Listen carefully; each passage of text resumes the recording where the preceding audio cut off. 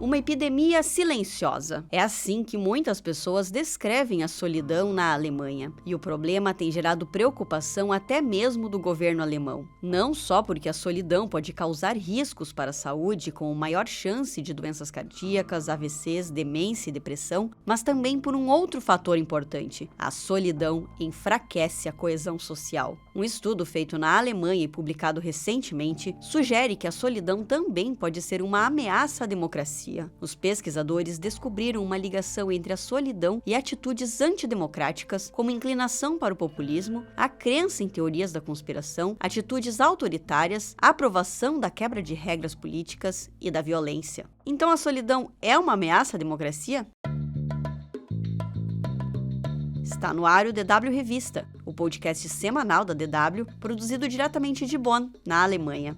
Eu sou Leila Andruweit e nesta edição vamos discutir de que forma a solidão propicia o apoio a regimes populistas e extremistas. Para debater a questão, eu converso com minha colega de DW, Sofia Fernandes, direto de Berlim.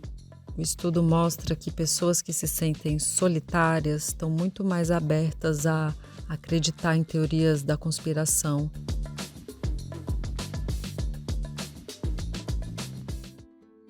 Antes da gente falar sobre os perigos da solidão para a democracia, é preciso entender melhor o tamanho desse universo de pessoas que se sentem solitárias. Os números mais recentes da Agência de Estatísticas do governo alemão indicam que, na Alemanha, 1 em cada 6 pessoas com mais de 10 anos se sente solitária com frequência. Isso corresponde a mais de 12 milhões de pessoas. Os jovens adultos são os mais afetados. 1/4 das pessoas entre 18 e 29 anos diz que se sente solitário com frequência. E aqui um adendo importante. A solidão é definida pelos psicólogos como uma discrepância entre as relações sociais desejadas e as reais.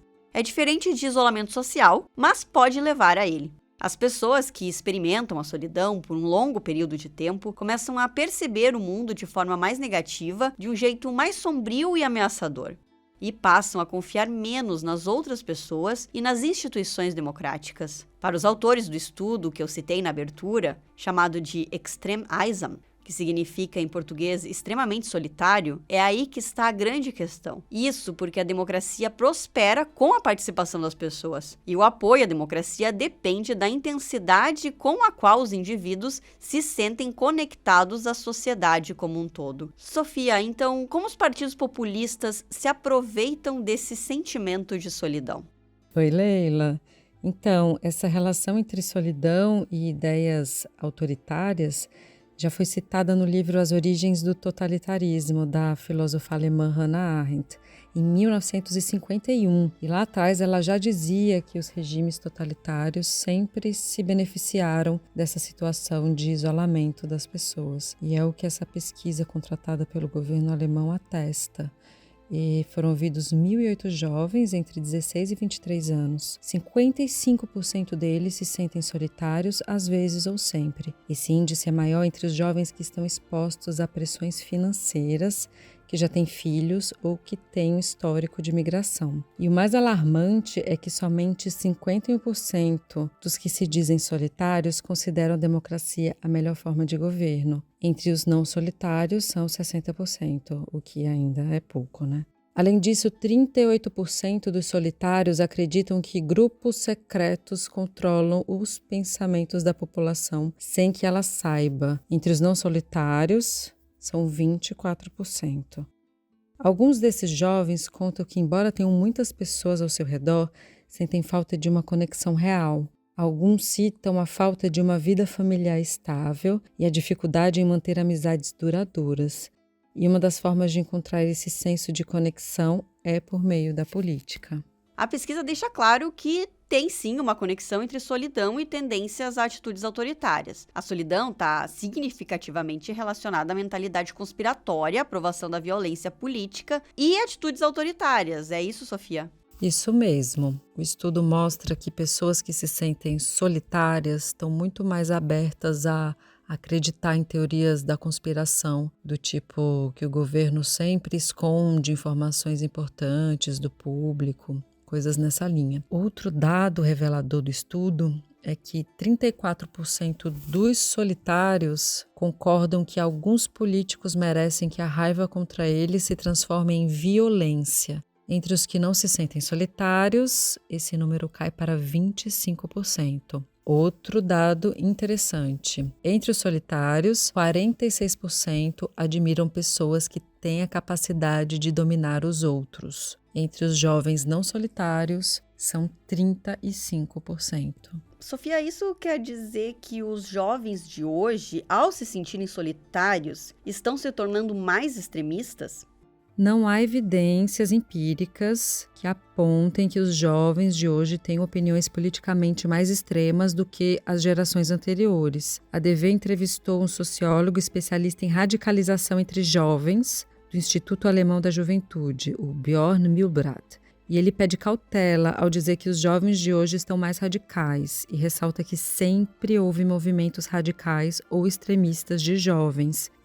Um dos exemplos que ele dá é da onda de violência extremista de direita que ocorreu após a reunificação alemã no início da década de 90. E aí o estudo sugere que a solidão leva a um sentimento de menos compromisso com a sociedade, o que reduz a participação política, como a participação eleitoral e a ação política em si, que torna os jovens, essa falta torna os jovens muito mais propensos a atitudes extremistas. E o que também a pesquisa deixa claro é que a probabilidade de um jovem se radicalizar depende de vários fatores, não somente a solidão. E, Sofia, você podia então dizer para a gente quais seriam esses outros fatores?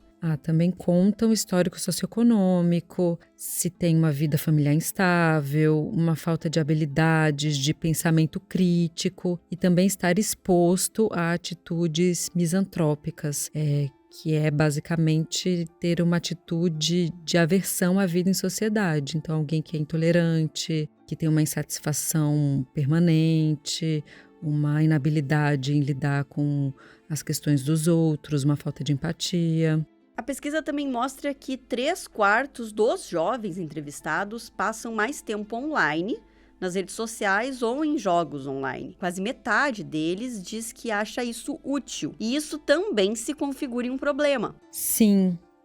As redes sociais são um terreno fértil para a propagação de desinformação e o algoritmo passa a nos entregar mais conteúdo daquilo que a gente já vem pesquisando ou curtindo, ou seja, é muito mais difícil furar a bolha. E tem a questão dos jogos online também. Essa subcultura de extrema-direita nas comunidades de jogos online tenta atrair jogadores e radicalizá-los, e o método é justamente normalizar retórica, símbolos, por exemplo, antissemitas ou racistas. Então, isso também é um fator ali de risco. Lembrando que o DW Revista pode ser acessado por meio de plataformas como o Spotify, onde basta procurar pela playlist DW Revista. Além disso, tem o Deezer, iTunes, Google Podcasts, Google Home e Alexa. Em tablets ou celulares, é só baixar o aplicativo Google Assistente para Android ou iOS.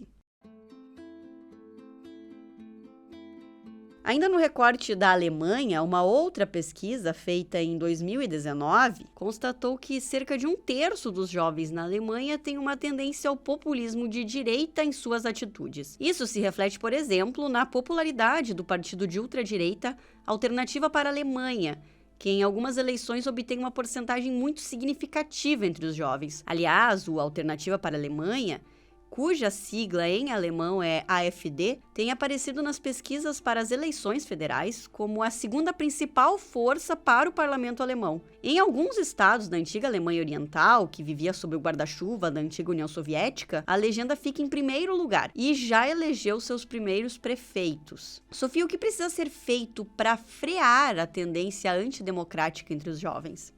Então, o que o estudo aponta é que o combate à solidão é apenas uma parte da solução. E aí outras ações importantes são a educação política e cívica nas escolas, a conscientização sobre a história do passado nazista na Alemanha e sobre a importância de uma participação ativa no processo democrático. E aí os autores do estudo também disseram que os políticos e os grupos da sociedade civil precisam tornar a educação política acessível a todos e criar mais oportunidades para que os jovens participem do processo democrático. Os pesquisadores também destacaram que é importante monitorar os grupos de riscos, ou seja, aqueles que se sentem mais sozinhos e, portanto, podem pender ao extremismo. Obrigada, Sofia, pela participação aqui no DW Revista. Nesta edição, a gente debateu como a solidão pode ser um obstáculo à democracia e formas para evitar que ela leve ao enfraquecimento das instituições democráticas. E aí, gostou do episódio? Deixe seu comentário nas redes sociais da DW, como no Instagram ou no YouTube. E participe da nossa enquete no Spotify.